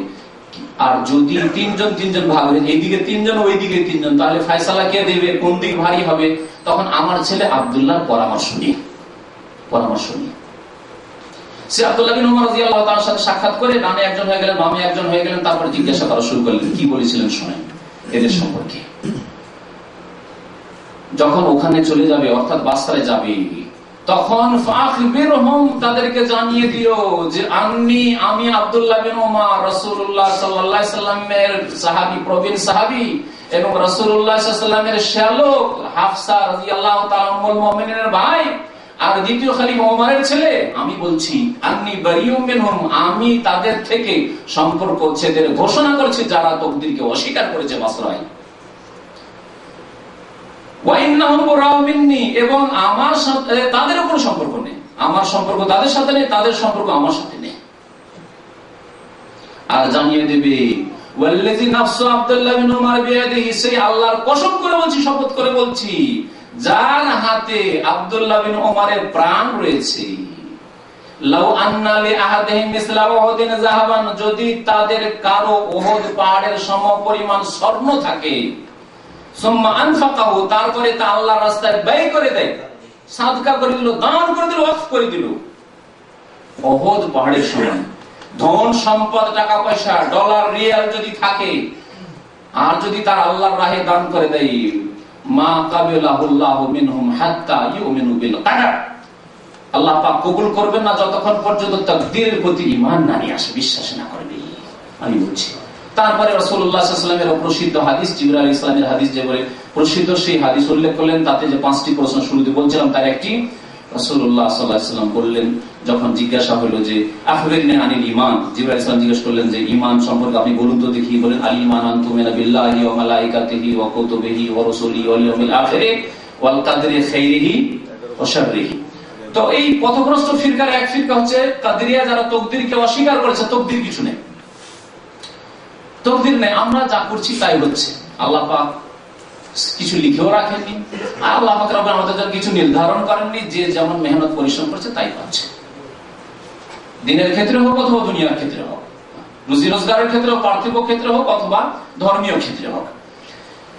আর একদম বাম দিকে জাবরিয়া, জাবর মানে জবরদস্তি। আমরা যে জবরদস্তি বলি বাংলাতে, শব্দটির একটা অংশ আরবি, জাবর মানে বাধ্য করা কাউকে। তো তারা বলছেন না না, মানুষ হচ্ছে মজবুর, বাধ্য, মানুষ হাত পা বাঁধা। তারা বলেছে আল ইনসানু কাল জামাল। এই একটি পথভ্রষ্ট ফিরকা, তাদের পরে রিঅ্যাকশন গুলো, এরা বলো তাকদীর নেই, আর ওরা বলেন না সব কিছুই তাকদীর আছে। এমন তাকদীর আছে যে আমাদের হাত পা বেঁধে দেওয়া আছে, আমাদের আর করার কিছুই নেই। ভাগ্যে যদি রুজি থাকে তাহলে বাংলাদেশে শুয়ে থাকলেও সৌদি আরবের রিয়াল পাবো। কেউ বলে তো কি বলবেন, তাকে পাগল বলবেন না? হ্যাঁ, ভাগ্যে যদি রিয়াল থাকে তো পাসপোর্টেরও প্রয়োজন নাই, ভিসারও প্রয়োজন নাই, ঢাকা আসারও প্রয়োজন নাই, দূতাবাসে যাওয়ারও প্রয়োজন নাই, এজেন্ট ধরারও প্রয়োজন নাই। আমার পল্লী গ্রামে শুয়ে থাকলে আমার রিয়াল ঘরে চলে আসে, এটা রিয়া। আর ভাগ্যে যদি জান্নাত থাকে তাহলে নামাজ রোজা করি আর না করি, আর দিন করি আর না করি, জান্নাত পাবোই পাবো। আর ভাগ্য যদি খারাপ থাকে, আর যদি জাহান্নাম থাকে, নামাজ রোজা সেজদা যতই কিছুই করি কিছুই হবে না, জান্নাত। এইভাবে আমাদের করণীয় কিছুই নেই, বাধ্য। মনে রাখবেন, তাকদীর আল্লাহ পাকের লিখে রাখা মানে কর্মহীনতা নয় যে তাকদীরের উপর ভরসা করবেন। আল্লাহ পাক তার সাথে সাথে বলেছেন কোলে মালু, আল্লাহ পাক বলছেন নবীকে যে হে নবী, তাদেরকে বলো যে তোমরা আমল করো, কর্ম করো, কর্ম করো। আল্লাহ আমল করতে বলেছেন, আমালু ফাসায়ারাল্লাহু আমালাকুম, আল্লাহ পাক তোমাদের কর্ম দেখতে চান। একই সাথে পড়াশোনা করেছেন, আপনি পড়ে উচ্চ শিক্ষিত হয়ে মাশাআল্লাহ বিদেশে এসেছেন, ডাক্তার ইঞ্জিনিয়ার হয়েছেন, আলেম হয়েছেন। আর একজন আপনার সাথে ক্লাসমেট ছিল, পড়াশোনা করেনি, ঘোরাফেরা করেছে, খেলাধুলা করেছে, বাবার কথা শুনেনি, মায়ের কথা শুনেনি, চায়ের গর্ব হয়ে গেছে। কর্ম আল্লাহ পাক করতে বলেছেন। আগে থেকে তাকদীরে কি আছে আপনি কি জানেন? বন্ধ বক্সে তাকদীর আছে, আর তার উপরে ভরসা করে থেকে গেলেন, কর্ম কেন বললেন না? কর্ম করতে হবে। তো তারা বলে না আমরা হচ্ছি পাথরের মতো, পাথরকে যদি রেখে দেন কোন জায়গায়, জিদ্দা একটা পাথর রেখে দেন, কোনদিন হাজার হাজার বছর পরে নিজে থেকে এই জেদ্দা থেকে কে কোনদিন মক্কা যেতে পারবে? পাথর কখনো যেতে পারবে না। জিদ্দাতে তো জিদ্দা দিয়ে থাকবে। বলছে মানুষ ওই রকমই আল ইনসানু কাল জামাল। কত পথভ্রষ্ট, কাদরিয়া পথভ্রষ্ট, তাকদীরকে অস্বীকার করে। আর জাবরিয়া বলছে তাকদীরই সবকিছু, কর্মের আর কোনো লাভ নেই কর্ম করে। এরা পথভ্রষ্ট হলো। আহলে সুন্নাত ওয়াল জামাত বলছেন যে তোমরা আমল করো, কর্ম করো, তাদবীর করো, আর তাকদীর আল্লাহ পাক নির্ধারণ করেছে তোমাদের জন্য। আবু বকর সিদ্দিক রাদিয়াল্লাহু তাআলা হাদিস শোনায়, কয়েকটি হাদিস রয়েছে এই মর্মে। আবু বকর সিদ্দিক রাদিয়াল্লাহু তাআলা একবার জিজ্ঞাসা করলেন যে ইয়া রাসূলুল্লাহ, মুসনাদ আহমদ হাদিস রয়েছে যে মানুষ যে সব কাম করছে এসব কাজকর্ম কি লেখা আছে, আল্লাহ পাক লিখে রেখেছেন? না, লেখা টিখা নেই, যা হচ্ছে হচ্ছে। রাসূলুল্লাহ সাল্লাল্লাহু আলাইহি ওয়াসাল্লাম বললেন যে না, আমরুন কাদ ফুরিগা মিনহু, আল্লাহ পাক লেখা থেকে ফারিগ হয়ে গেছেন, আল্লাহ লিখে রেখেছেন। তখন আবু বকর সিদ্দিক, এই উম্মতের শ্রেষ্ঠ ব্যক্তি, রাসূলুল্লাহ সাল্লাল্লাহু আলাইহি ওয়াসাল্লামের পরে যার স্থানে এই উম্মতে সিদ্দিক আকবর, প্রথম খলিফা রাশিদ, বলছেন ফাফিমাল আমাল ইয়া রাসূলুল্লাহ, তাহলে আমল করে লাভ কি? এই প্রশ্ন তিনি করেছিলেন, উত্তর কি এসেছিল শুনুন। সেই উত্তর আপনার জন্য যথেষ্ট। যে উত্তর আবু বকর সিদ্দিকের জন্য যথেষ্ট হয়েছে, 1,24,000 সাহাবায়ে কেরামের জন্য যথেষ্ট হয়েছে, সেই উত্তর আপনার জন্য আমার জন্য যথেষ্ট। তাহলে আমল করে লাভ হবে কিছু? বললেন রাসূলুল্লাহ সাল্লাল্লাহু আলাইহি ওয়াসাল্লাম, এ মালু, কর্ম করো, আমল করো, নামাজ পড়ো, রোজা রাখো, যাকাত দাও, মাতা পিতার সেবা করো, জনকল্যাণমূলক কাজ করো, সততা অবলম্বন করো, বিশ্বস্ত হও, খেয়ানত করিও না, বেঈমানি করিও না, আত্মসাৎ করিও না, নামাজ ছাড়িও না, শিরক করিও না, কুফরি করিও না। আমল করো ধর্মের ক্ষেত্রে, দুনিয়ার ক্ষেত্রে কর্ম করো, পড়াশোনা করো, মেহনত করো, পরিশ্রম করো, রুজি রোজগারের জন্য চেষ্টা করো, ব্যবসা খোলো, না হয় চাকরি করো, বিদেশ যাওয়ার চেষ্টা করো। আমালু, কাম করো, কাজ করো। ফাকুল্লুন মুয়াসসারুন লিমা খুলিকা লাহ, কারণ প্রত্যেকের জন্য সহজ করে দেওয়া, এই পয়েন্টটা অত্যন্ত গুরুত্বপূর্ণ মনে রাখবেন, প্রত্যেকের জন্য সহজ করে দেওয়া হবে যার জন্য তাকে সৃষ্টি করা হয়েছে। আপনাকে জন্য বিদেশি রুজির জন্য সৃষ্টি করা হয়ে থাকে, তাহলে এই রাস্তা আল্লাহ সুগম করে দেবেন। চেষ্টা করেন একটু হরকত করেন তো বরকত বেরোবে। হরকত করে গ্রাম থেকে সিটিতে আসে, ঢাকা আসলেন আর একটা ভিসার জন্য চেষ্টা করলেন, চট করে ভাগ্যে থাকে সামনে চলে আসলো একটা ভিসা, আর আসলেন এখানে এসে মাশাআল্লাহ ভালো একটা কফিল পেয়ে গেলেন, কোম্পানি পেয়ে গেলেন। আর যদি তকদির খারাপ থাকে তাহলে মেহনত করবেন, হয়তো মেহনত কাজে আসবে না। কাজ করতে হবে, বসে থাকলে হবে না, কাজ করতে বলা হয়েছে। তো এই তকদির সম্পর্কে দুটি দল পথভ্রষ্ট হয়েছে, আহলে সুন্নাত ওয়াল জামাত মধ্যপন্থী। কর্ম করতে হবে এবং তকদির আল্লাহ পাকের পক্ষ থেকে লেখা রয়েছে। আল্লাহ পাক রব্বুল আলামিনের এই তকদির, আপনার তকদিরকে ভালো করার জন্য অথবা ভালো তকদির পর্যন্ত পৌঁছার জন্য কাজ করতে আল্লাহ পাক বলেছেন। কাজ করা, আর এটি অনুভূত বিষয় যে আল্লাহ পাক তকদিরও লিখে রেখেছেন, আর আমরা আমাদের অনুভূতি বলছে যে না, আমাদের স্বাধীনতা রয়েছে, স্বাধীনভাবে নামাজ পড়ছি, স্বাধীনভাবে কর্ম করছি, স্বাধীনভাবে আমি মেহনত করছি, পরিশ্রম করছি, এই ব্যবসা করলাম, এই করলাম। একটি উদাহরণ দিই, তাকদীরকে বোঝাবার জন্য একটি উদাহরণ দিই, কারণ সময় হয়তো শেষ হয়ে আসছে মনে হয়। একটা পার্থিব উদাহরণ দিচ্ছি, ভালো করে স্পষ্ট হবে। আজকাল ভালো ভালো ডাক্তার হয়েছে, যেসব ডাক্তার এটা ক্যান্সারের রোগী যদি থাকে অথবা এরকম জটিল রোগ, যেগুলি জটিল ব্যাধি, বলে দিচ্ছে যে আর চিকিৎসা করে লাভ নেই, 6 মাস থেকে ভালো করে যা খাওয়ার খাইয়ে নেন, বা 1 মাস যা খাওয়াবেন খাইয়ে নেন, লাভ নেই চিকিৎসা করে, টাকা পয়সা লস করে লাভ নেই, 5 লাখ 10 লাখ টাকা খরচ করবেন, কোনো লাভ হবে না। আপনি এই বিশেষজ্ঞ ভালো ডাক্তারের কথার উপর ভরসা করে নিয়ে এসে ভালো কাজ চিকিৎসা করে লাভ নেই, ভালো ডাক্তার বলেছে। তারপরে দেখা গেল ঠিক 1 মাস বলেছে, 1 মাসের মধ্যে মারা গেল লোকটি। 6 মাস বলেছে, 6 মাসের মধ্যে লোকটি মারা গেল। বলেন, আপনাদেরকে জিজ্ঞাসা করেছি, এই ডাক্তারের প্রশংসা করবেন না দুর্নাম করবেন?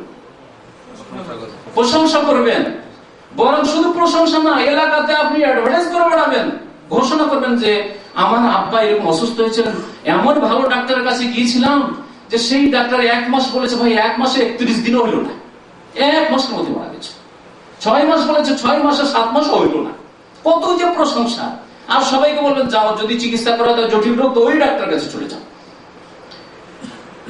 আজকাল মহিলাদের গর্ভধারণের ক্ষেত্রে বলে দিচ্ছে যে অমুক তারিখে বাচ্চা ভূমিষ্ঠ হবে, আর সেই দিনে যদি হয়ে যায়, 2 দিন 1 দিন আগে পরে বা সেই দিনে যদি হয়ে যায়, তাহলে সেই ডাক্তারের প্রশংসা শেষ নেই। কত ভালো লেডি ডক্টর, তাই না? যে দিনের কথা বলেছে, ডেট দিয়েছে, সেই দিনে আমার ছেলে ভূমিষ্ঠ হয়েছে, মেয়ে ভূমিষ্ঠ হয়ে গেছে, কত প্রশংসা করছেন। আর যদি 2 মাস 4 মাস এদিক ওদিক হয়ে যায়, বলেছিল মে মাসে আর চলে গেল জুলাই মাসে, তাহলে কি বলবেন? ডাক্তার ভালো না। আল্লাহ পাক রব্বুল আলামিনের জন্য উত্তম দৃষ্টান্ত। আল্লাহ পাক রব্বুল বলেছেন যে আব্দুর রহমান, তুমি 60 বছর বয়স পাবে, আর 21শ শতাব্দীতে এতদিন বাঁচবে, জন্ম হবে বাংলাদেশে, সৌদি আরবে চাকরি করবে, ব্যবসা করবে, এতটা শিক্ষিত হবে, তারপর এই অবস্থায় তুমি মারা যাবে। আল্লাহ পাক লিখে রেখেছেন, জানেন, লিখে রেখেছেন লৌহে মাহফুজে। আল্লাহ প্রশংসা করবেন না বদনাম করবে? বলুন আলহামদুলিল্লাহ বলবেন। অসহায় সৃষ্টি ওই ডাক্তার, যে সামান্য সায়েন্স পড়েছে, তার প্রশংসা করছেন। আর ডাক্তারের সৃষ্টিকর্তা আল্লাহ খালিকু কুল্লি শাই, তার প্রশংসা করবেন না যে আল্লাহ তুমি কত জানো, আল্লাহ যে সবকিছু তুমি লিখে রেখেছো, আর যেমন তুমি জানো তেমনই হয়েছে, একটু এদিক ওদিক হেরফের হয়নি। আল্লাহ পাকের শুকরিয়া আদায় করবেন। এইভাবে তাকদীরকে বুঝতে হবে। এছাড়া তাকদীর সম্পর্কে আরো বেশ কিছু বিষয় ছিল, সেদিকে এগিয়ে যাচ্ছেন, সময় শেষ হয়ে গেছে। তাকদীরের প্রতি ঈমান যদি থাকে, তার বেশ কিছু ফলাফল রয়েছে পার্থিব জগতে। আখিরাতের ফল তো অবশ্যই রয়েছে, যে তাকদীরের প্রতি বিশ্বাস ছাড়া জান্নাত পাওয়া যাবে না। আল্লাহ পাক কোনো ইবাদত বন্দেগী কবুল করবে না যে ব্যক্তি তাকদীরে বিশ্বাসী নয়। কিন্তু দুনিয়াতেও এর ফায়দা রয়েছে। তাকদীরের প্রতি যদি বিশ্বাস থাকে, ভালো মন্দ যা কিছু আল্লাহ পাকের পক্ষ থেকে, আমাকে আমার কর্ম চালিয়ে যেতে হবে, কর্ম চালিয়ে যেতে হবে।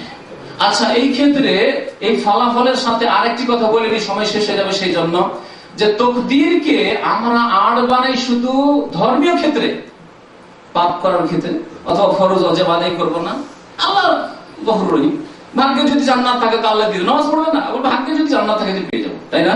বলে না? পাপ করবে, অন্যায় কাজ করবে, ভাগ্যে থাকলে জান্নাত পেয়ে যাবো। ফিল্ম দেখলে কি হবে, আর পাপ করলে কি হবে, অন্যায় কাজ মদ খেলে কি হবে, ভাগ্যে জান্নাত থাকলে পেয়ে যাবো। পাপ করার ক্ষেত্রে আর ধর্মীয় ক্ষেত্রে শুধু তকদিরকে আড় বানায়। আর যদি তাকে বলা হয় এক কাজ করো, তাহলে ভাগ্যে যদি থাকে তো রুজিও পেয়ে যাবে, রিয়াল ডলারও পেয়ে যাবে, তুমি বাড়িতে গিয়ে বসো, বাড়িতে গিয়ে বসো, শুয়ে থাকো। কখনো করবে? কোন পাগল ওই কাজ করবে না। যে পাগল কিছু বুঝে, বোধ শক্তি সামান্য আছে, আধা পাগল, সেই কাজ করবে না যে না কাজ করবো, দুনিয়ার কাজ করবো, ছেড়ে দিয়ে বসে থাকি। তাহলে দুনিয়ার ক্ষেত্রে কেউ এইরকম জাহেল মূর্খ না, দিনের ক্ষেত্রে, ধর্মীয় ক্ষেত্রে, ইবাদত বন্দেগীর ক্ষেত্রে এখানে কে কেন জাহেল মূর্খ হয়ে যায়, তকদিরকে আড় বানাবার চেষ্টা করে? কখনো না। তো বলছিলাম যে তকদিরের প্রতি যে ঈমান থাকে, তাহলে আল্লাহ পাক রব্বুল আলামিনের প্রতি ঈমান বৃদ্ধি হবে, এবং আল্লাহ পাক যা কিছু করেছেন তাতে হিকমত রয়েছে, রহস্য রয়েছে। কেমন কেমন রহস্য রয়েছে? একটা উদাহরণ দিই। আপনার একটা ছেলে, একটি ছেলে মাত্র, আর সেই ছেলেটি 2 বছর বয়সে, 1 বছর বয়সে মারা গেল। ওহ, কত যে কষ্ট যার একটি ছেলে আর মারা গেছে, সে বুঝে। ওটা হয়তো আমরা বুঝাতে পারবো না বাস্তবে, কিন্তু যদি তকদিরের প্রতি বিশ্বাস থাকে তো বলবেন আলহামদুলিল্লাহ। কি বলবেন? ইন্না লিল্লাহি ওয়া ইন্না ইলাইহি রাজিউন বলবেন। এটাও শুকরানা। ইন্না লিল্লাহ, যা কিছু দিয়েছেন আল্লাহ পাক, ছেলেটি দিয়েছেন, এটি কার? এটি আল্লাহ। এমনকি আমিও আল্লাহ। ওয়া ইন্না ইলাইহি রাজিউন, এবং নিশ্চয় আল্লাহর কাছে ফিরে যেতে হবে। আজকে আমার ছেলে গেছে, কালকে আমাকে যেতে হবে। এবং আলহামদুলিল্লাহ বলবেন। আলহামদুলিল্লাহ কেন বলবেন? কেন বলবেন শুনে আপনাকে। খেজর আলাইহিস সালাম আর মুসা আলাইহিস সালামের ঘটনায় একটা ছেলেকে খেজর আলাইহিস সালাম কি করেছিলেন? মেরে ফেলেছিলেন না? বাহ্যিক কত অপরাধ, কত বড় অপরাধ বাহ্যিক। চিন্তা করুন, একটা লোক এখন আল্লাহওয়ালা ব্যক্তি, আমাদের এই ভাই সাহেব, আমাদের এই শেখ সাহেব একটা ছেলেকে মেরে দেয়, চরম অপরাধ, তাই না? কিন্তু আল্লাহ পাক রব্বুল আলামিন এই তাকদীরকে বোঝানোর জন্য যে আল্লাহ পাকের প্রত্যেকটি কাজে রহস্য আছে, হিকমত আছে, তত্ত্ব আছে, এই কথা বুঝিয়ে দেওয়ার জন্য খেজর এবং মুসা আলাইহিস সালামের 3টি দৃষ্টান্ত শুধু রেখেছেন। তার মধ্যে একটি এই হত্যা করার ঘটনা। হাদিসে কি বলা হয়েছে? যে এই ছেলে যদি থাকতো, কোরআনে কারিমে বলা হয়েছে ফাখাশিনা আন ইউরিকাহুমা তুগয়ানা ওয়া কুফরা।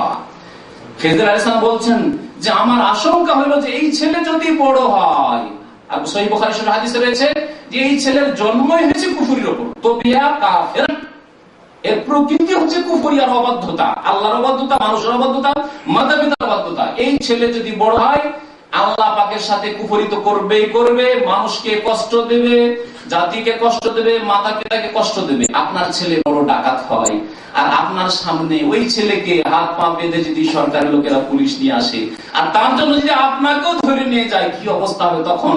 আল্লাহ জন্মিত তাই ভালো হইতো, বলবেন না? আল্লাহ যে ছেলেটি নাই জন্মিত বা ছোটতে মরে যেত তাই ভালো হইতো, অবশ্যই বলবেন। যখন ছেলেটি 1 বছর 2 বছর বয়সে আপনার মারা গেল, আপনি তো জানেন না যে রহস্য কি আছে। তাকদীরের প্রতি বিশ্বাস এবং সন্তুষ্টি, আলহামদুলিল্লাহ, আল্লাহ তোমার কোন হিকমত অবশ্যই আছে, কোন হিকমত অবশ্যই আছে। এই ফায়দা আছে যদি তাকদীরের প্রতি বিশ্বাস করেন। তাকদীরের প্রতি যদি বিশ্বাস করেন, মানসিক শান্তি পাবেন। এই জন্য মুসলিম জাতি অমুসলিমদের সাথে তুলনা করলে তুলনামূলক সারা বিশ্বে আত্মহত্যার ঘটনা অমুসলিমদের মধ্যে সবচেয়ে বেশি, মুসলিমদের মধ্যে সবচেয়ে কম। আরেকটি কথা শুনে রাখেন, আর গরিব দুঃখীরা দুঃখের কারণে, আর্থিক অসচ্ছলতার কারণে আত্মহত্যা করে না। আত্মহত্যার পরিসংখ্যান আমার কাছে রয়েছে, কারণ এর উপর আমি একটি আর্টিকেল লিখেছি আরবি ভাষায়। তো এই আর্টিকেলে দেখা গিয়েছে যে দুনিয়ার মধ্যে সবচাইতে ধনী দেশগুলিতে আত্মহত্যার ঘটনা বেশি ঘটছে, কারণ তাকদীরের প্রতি বিশ্বাস নেই, আল্লাহর প্রতি বিশ্বাস নেই, আল্লাহর হিকমত রহস্যের প্রতি বিশ্বাস নেই। তারা বড় আয়েশ আরামে থাকে, এয়ার কন্ডিশনে থাকে, তাদের টাকা পয়সা ডলারের অভাব নেই। ইউরোপ, আমেরিকা, জাপানের মতো দেশ, যেগুলি উন্নত দেশ, সেসব দেশে, চীনের মতো দেশ, সেই সব দেশে সবচেয়ে বেশি আত্মহত্যা মুসলিম দেশে অত্যন্ত কম। কারণ মুসলিম জাতি ইমানের দিক দিয়ে দুর্বল হলেও তাদের তুলনায় অনেকটাই ভালো, এবং ইমান আছে এখনো কিছু, আলহামদুলিল্লাহ। তো এই তাকদীরের প্রতি ইমান থাকলে মানসিক শান্তি হবে। বেতন পেলাম না, কাজ করলাম, 1 মাস বেতন পেলাম না, আলহামদুলিল্লাহ। আল্লাহ যদি চাকরি না দিতেন, আলহামদুলিল্লাহ, তাকদীরে নেই, ভাগ্যে নেই। চুরি হয়ে গেল, টাকা পয়সা 10,000 দিয়ে বাড়ি যাওয়ার জন্য, দেশে ছুটি যাওয়ার জন্য প্রস্তুত হচ্ছিলেন, ওই অবস্থায় টাকাটি চুরি হয়ে গেল। স্বর্ণ কিনেছিলেন, চুরি হয়ে গেল, আলহামদুলিল্লাহ। যদি আল্লাহ পাক নাই দিতেন, অনেককে তেমনি আল্লাহ পাক রব্বুল আলামিন। তো এইভাবে তাকদীরের প্রতি ঈমানের পার্থিব অনেক উপকারিতা রয়েছে।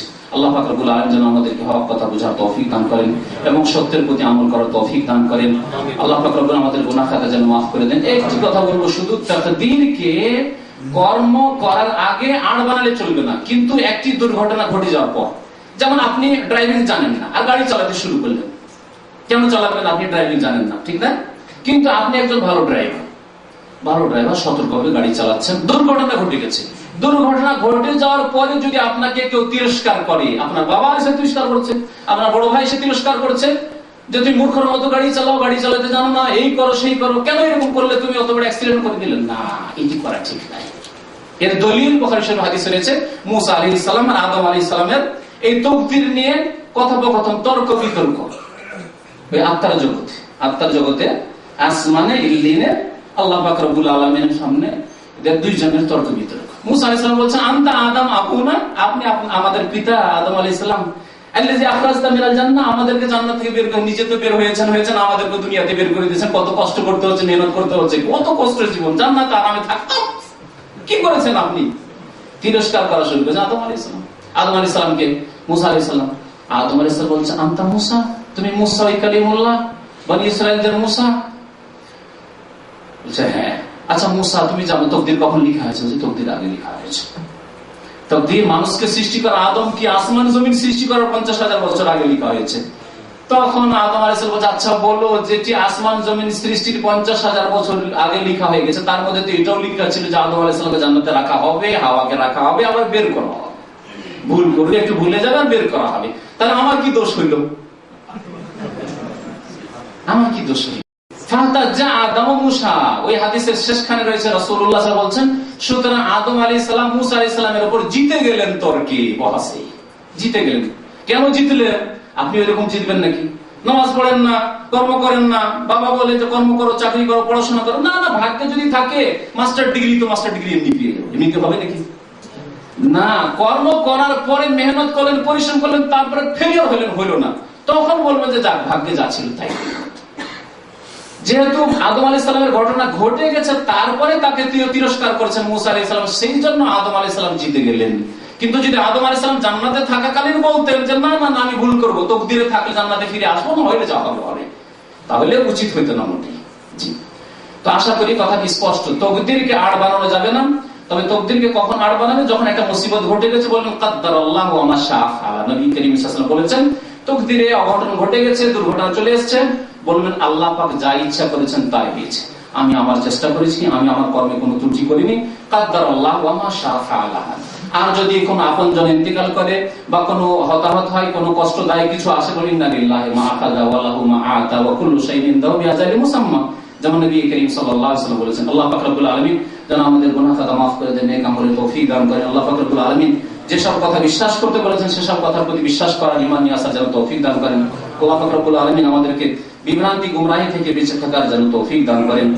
তাকদীর পরিবর্তন কিভাবে হয়? হ্যাঁ, আরেকটি বিষয় থেকে গেছে, তাকদীর পরিবর্তন হয় কিনা। তাকদীরের বেশ উলামায়ে কেরামরা বলেছেন, কারণ একটি হাদিস আছে যে সহিহ হাদিস, তিরমিজিতে রয়েছে, আর বিভিন্ন হাদিস, লা ইয়াবদুল কাদা ইল্লা দুআ, দুআতে তাকদীর পরিবর্তন হয়ে যায়। ওয়ালা ইয়াজিদু ফিল আমরি ইল্লাল বির, আর যদি মাতা-পিতার সেবা করেন, আত্মীয়-স্বজনদের সাথে সদাচরণ করেন, তাহলে বয়স বৃদ্ধি হয়। বয়স বৃদ্ধি হওয়া তাকদীর পরিবর্তন। এই হাদিস প্রমাণ করে যে তাকদীরে পরিবর্তন আসে। এই জন্য উলামায়ে কেরামরা বলেছেন যে তাকদীর দুই প্রকার আছে, তাকদীরে মুআল্লাক আর তাকদীরে মুবরাম। আল্লাহর ওয়াকাট্ট ফয়সালা যে আপনার বয়স 70 বছর, আপনি এই অবস্থায় মারা যাবেন, আল্লাহর যদি অকাট্য ফয়সালা থাকে, অকাট্য ফয়সালা আছে, সেটাই হবে। যেমন আল্লাহর অকাট্য ফয়সালা হচ্ছে যে প্রত্যেক মানুষ বা প্রত্যেক প্রাণী মারা যাবে, তাই না? এখন কি এর ব্যতিক্রম ঘটবে? কেউ যদি দোয়া করে, আল্লাহ তুমি আমাকে মানিও না, আল্লাহ দুনিয়া যাবে যা, কিন্তু আমি যেন না মরি, আমি যেন বেঁচে থাকি কিয়ামত পর্যন্ত, হবে? কোনোদিন হবে না, কারণ এটি আল্লাহর অকাট্য ফয়সালা যে মানুষ পৃথিবী থেকে মারা যাবে। এবং আমাদের সাধারণত বয়স 60, 70, 80, 100, 200, 250 বছর সাধারণত আগে এই জামানায় পাওয়া যাবে না। তাকদীর অকাট্য তাকদীরকে বলা হয় তাকদীরে মুবরাম। আর একটি তাকদীরে মুআল্লাক, মানে ঝুলন্ত অবস্থায় আছে, হ্যাঙ্গিং অবস্থায়, তার মানে শর্ত সাপেক্ষ। যেন বেশ কিছু বিষয়ে আমাদের লাইফে আল্লাহ পাক রব্বুল আলামিন লিখে রেখেছেন যে এই লোকটি যদি মাতা পিতার ভালো সেবা করে, জনকল্যাণমূলক কাজ করে, যদি মানুষের সাথে সদাচরণ করে, আত্মীয়দের সাথে ভালো ব্যবহার করে, তাহলে এর বয়স বাড়িয়ে দেওয়া হবে, 60 থেকে 70 করে দেওয়া হবে, 60 থেকে 70 করে দেওয়া হবে। আর যদি এসব কাজ না করে তাহলে 60 তাহলে ঝুলন্ত অবস্থায় আছে। এই লোকটি যদি দোয়া করে আল্লাহ আমাকে তুমি হেফাজত করি, আল্লাহ মাহফাজান বাইনা আইদিনা ওয়া মিন খালফিনা দোয়া করে আর সুবহানাল্লাযী সাখখারানা হাযা পড়ে এই পড়ে গাড়িতে চাপল, আল্লাহ পাক লিখে রেখেছেন এই লোকটি যদি দোয়া করে গাড়িতে চাপিয়ে বের হয় তাহলে দুর্ঘটনা হবে না বা বেঁচে যাবে দুর্ঘটনায়। আর যদি দোয়া না করে তাহলে অ্যাক্সিডেন্টে বড় দুর্ঘটনা হবে, বা মারা যাবে ইত্যাদি, বা আহত হবে। একে বলা হয় তাকদীর মুআল্লাক, লা ইয়ারুদ্দুল কদরা ইল্লা দুআতে তাকদীর পরিবর্তন হতে পারে। এই ধরনের তাকদীর পরিবর্তন হতে পারে যেগুলিকে আল্লাহ ঝুলন্ত অবস্থায় শর্ত সাপেক্ষ রেখেছেন, যদি এরকম করেন হবে। আর কিছু উলামা কেরাম বলেছেন যে বয়সের ক্ষেত্রে বয়স বাড়ে না, মানে বাহ্যিক এরকম 60 থেকে 70 হয়ে যাবে অথবা 80 হয়ে যাবে মাতা পিতার সাথে সদাচরণ করলে, আত্মীয়দের সাথে সদ্ব্যবহার করলে, এমনটা হবে না। তবে আভ্যন্তরীণ দিক থেকে বয়স বৃদ্ধি হয়। কেমন আভ্যন্তরীণ বয়স বৃদ্ধি হওয়া? এটাকে বুঝায় আমরা যদি 500 বছর বাঁচি, তবুও ইমাম বুখারী রাহমাতুল্লাহ আলাইহির মতো খেদমত করতে পারবো না, পারবো কি? ইমাম আবু হানিফা রাহমাতুল্লাহ আলাইহি 80 হিজরি থেকে শুরু করে 150 হিজরি পর্যন্ত কতদিন হয়? 70 বছর। 70 বছরে যে কাজটি করেছেন আপনি কি ভাবতে পারেন যে আমরা 200-300 বছর করতে পারবো? তো একে বলা হয় আভ্যন্তরীণ তাকদীরে বৃদ্ধি হওয়া। লা ইয়ারুদ্দুল কদরা ইল্লা দুআ বা ওয়ালা ইয়াজিদুল আমরা ফিল আমরি ইল্লা বির। নেক কাজ করলে, সৎ কাজ করলে যে বয়স বেড়ে যায়, মানে আভ্যন্তরীণ দিক দিয়ে।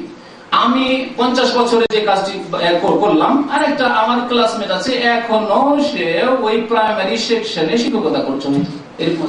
আবার আমার চাইতে কেউ বেড়ে গেছে, আমি 100 বছর ওই কাজটি করতে পারবো, সে 50 বছরে করে গেছে, হতে পারে।